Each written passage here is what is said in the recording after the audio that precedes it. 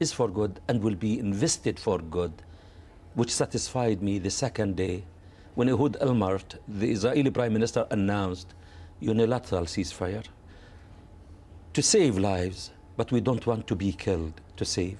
We want to prevent and not to treat, and to realize and work for the values of a human being, that the most holy thing is a human being, and the freedom. Freedom of all, of fear, of poverty, of ignorance.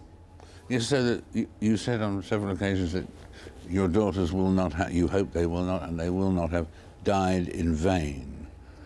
How could it be that they did not die in vain, that they died and made an achievement by their... They will, and I am determined. I said it.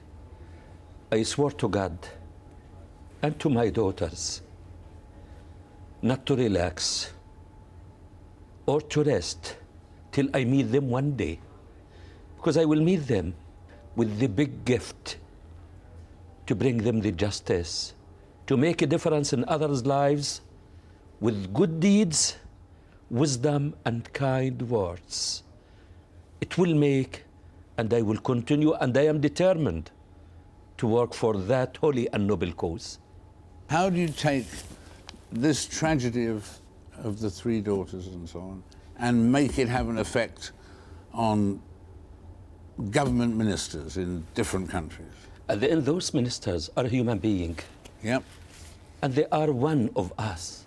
And we must count on the people, the human being. And we must not underestimate this tragedy or any act you are doing.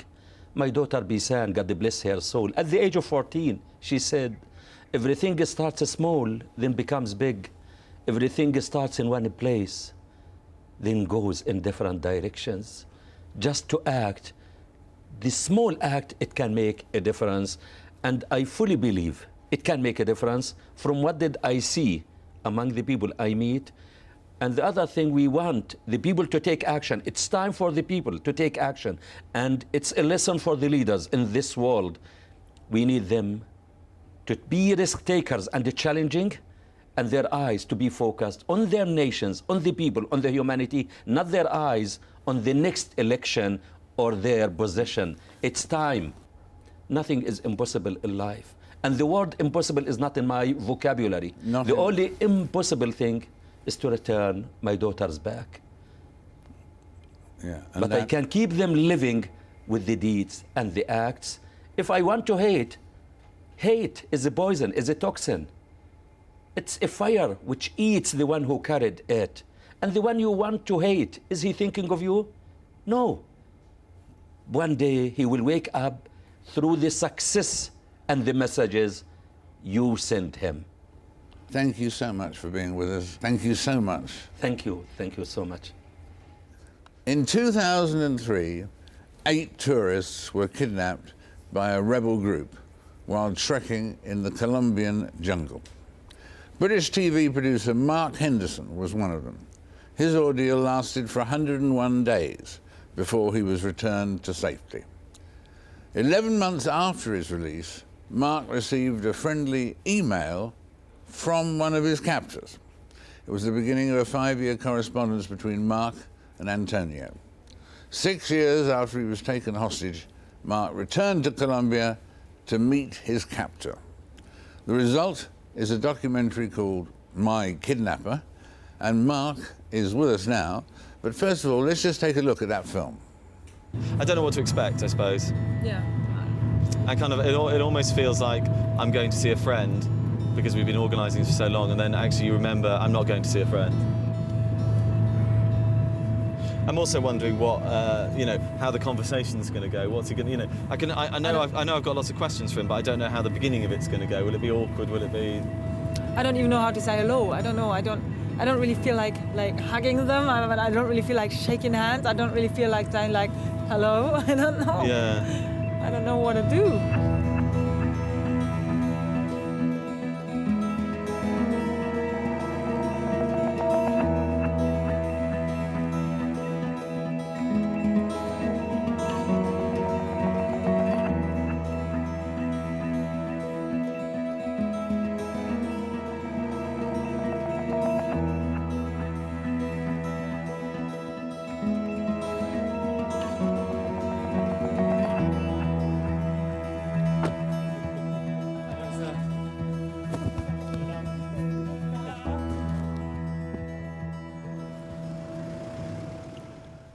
what was the thing that hit you first, that you were being captured, or did it take more than a day to sink in? I mean, when they first came in, they told us they were a group of paramilitaries and that they were taking us to safety.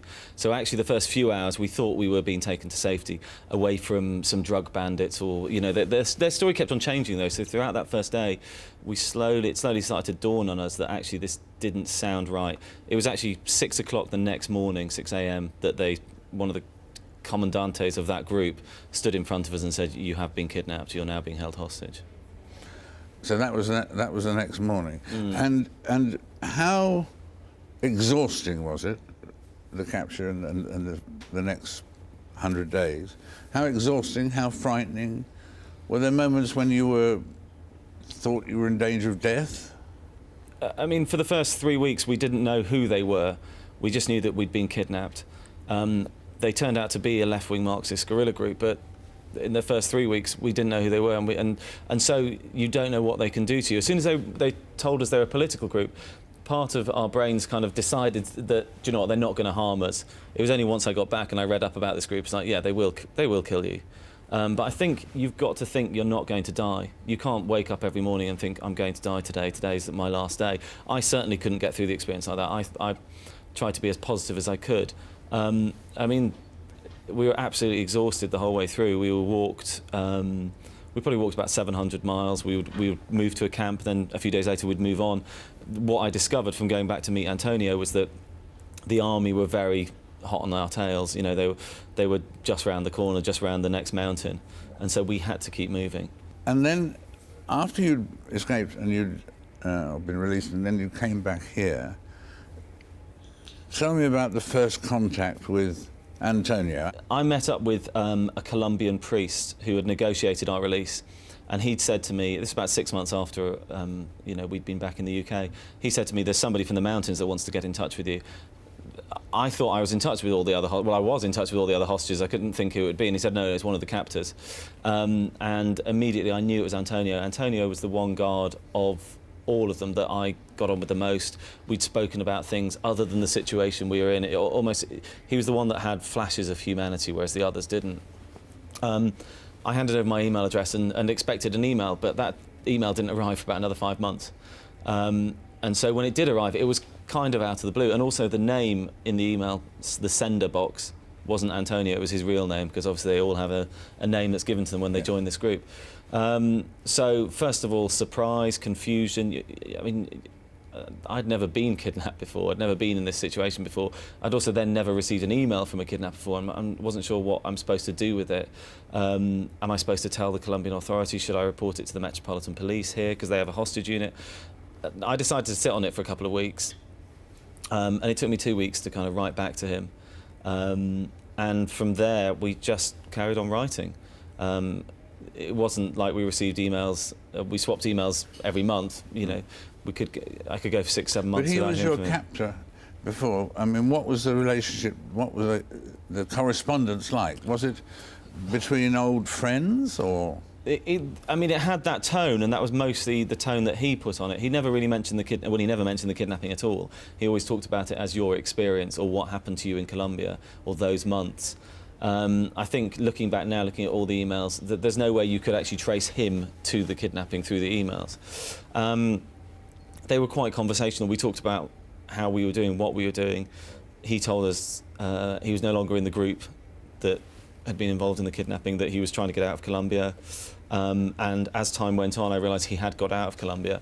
Sometimes, like I said, his emails wouldn't, you know, he wouldn't email for about 6 months. And that was basically, I think he'd gone underground and was, you know, trying to find his escape route. And so you decided to go and carry this through and actually go and meet him.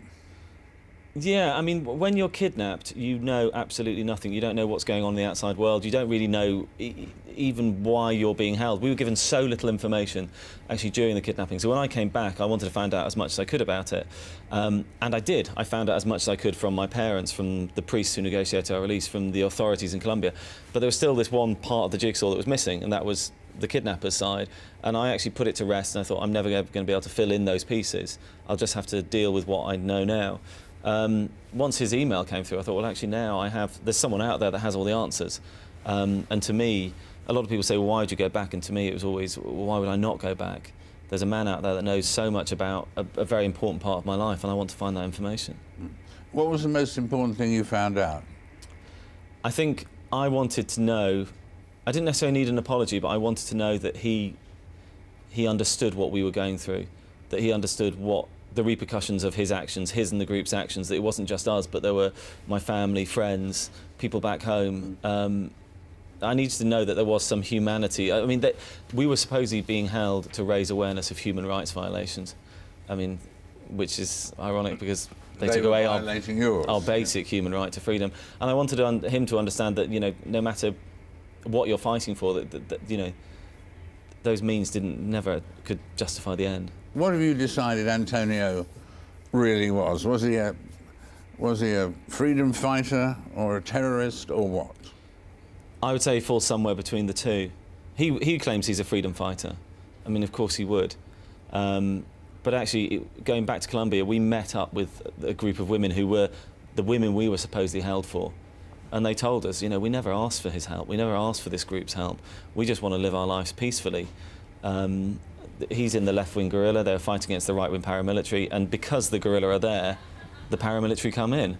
And so just their presence, just them being in that mountain, you know, keeps these people's lives in danger and has displaced the millions of people in Colombia.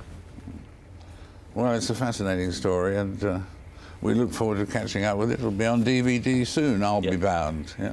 Well, that's it for the show, for now, for this programme. My thanks to all my guests. Do join us again for the next Frost Over the World. Until then, goodbye for now.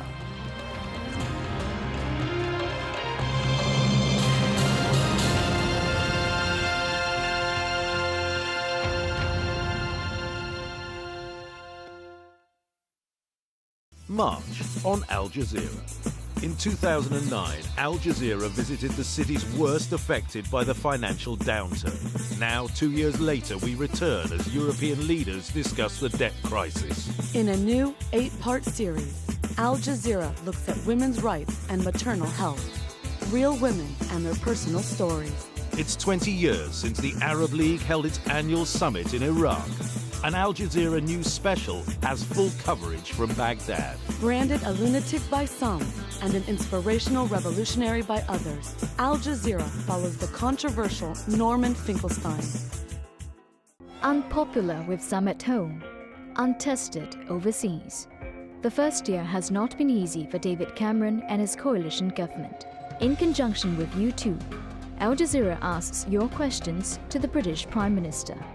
World View, an interview with David Cameron at this time on Al Jazeera. The times change. The instruments evolve. The battlegrounds shift. This is America! Our country! But the international struggle continues. He was murdered! Uncompromising, hard-hitting investigations. I can't get no justice from no one in Jamaica. People and power, at this time on Al Jazeera. 2 generations face the past in order to understand the present. A young man embarks on a journey with his father in search of answers. Great changes in China have brought their traditional family way of life to a crisis point. Faces of China, at this time on Al Jazeera.